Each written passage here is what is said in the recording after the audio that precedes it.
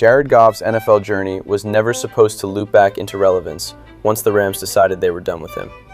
He walked into the league as a #1 pick, got tossed into a broken roster, survived a rookie season full of people calling him a bust before he even started a full year, and then watched the same critics flip when LA rebuilt around him and he pushed them all the way to a Super Bowl. But the second the Rams felt like their window was shrinking, the same quarterback they once treated like the face of the franchise suddenly became the easiest part of the rebuild to replace. The moment Sean McVay lost trust, the conversation around Goff evaporated. He wasn't the guy anymore. He was the piece you attach to a trade so you can chase something shinier. And when the Rams locked in on Matthew Stafford, it told the whole league they wanted a quarterback who could erase whatever frustration they felt about falling short. Stafford had spent over a decade dragging Detroit through injuries, coaching changes, front office swings, and rosters that only worked because he refused to quit. When LA made the call, everyone treated the deal like a rescue mission for Stafford and a dump for Goff. Stafford got a real roster, real weapons, a real play caller, and a real chance to show what he looked like without carrying a franchise on his back. Goff got the opposite. He walked into Detroit right as the Lions tore everything down to the foundation. No stacked roster, no momentum, no national spotlight. He arrived in a city rebuilding its identity, and the league acted like he was nothing more than temporary insulation while Detroit figured out its future. But Goff didn't fold. He didn't try to copy Stafford or win arguments online. He put his head down and played football while everyone assumed he was just passing time. And as Detroit tried to find a direction, Goff became the one thing the franchise hadn't had in years: stability. Not flash, not fireworks, not hype. Stability. The kind of leadership that keeps a young roster from slipping back into the same habits that buried the franchise for so long. LA traded him expecting a quiet ending.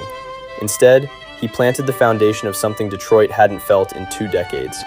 Watching the Detroit Lions, I love watching this team play. And while Stafford exploded in Los Angeles with the type of immediate payoff front offices dream about, the other half of the deal slowly became the part of the story nobody expected.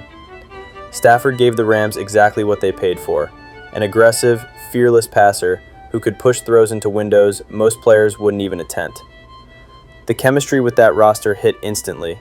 The offense opened up overnight, and the Rams finally got the championship they spent years chasing.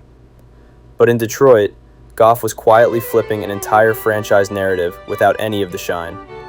As the Lions stacked draft picks, built a tougher identity, and leaned into a culture that matched the city, Goff turned into the steady pulse behind their rise.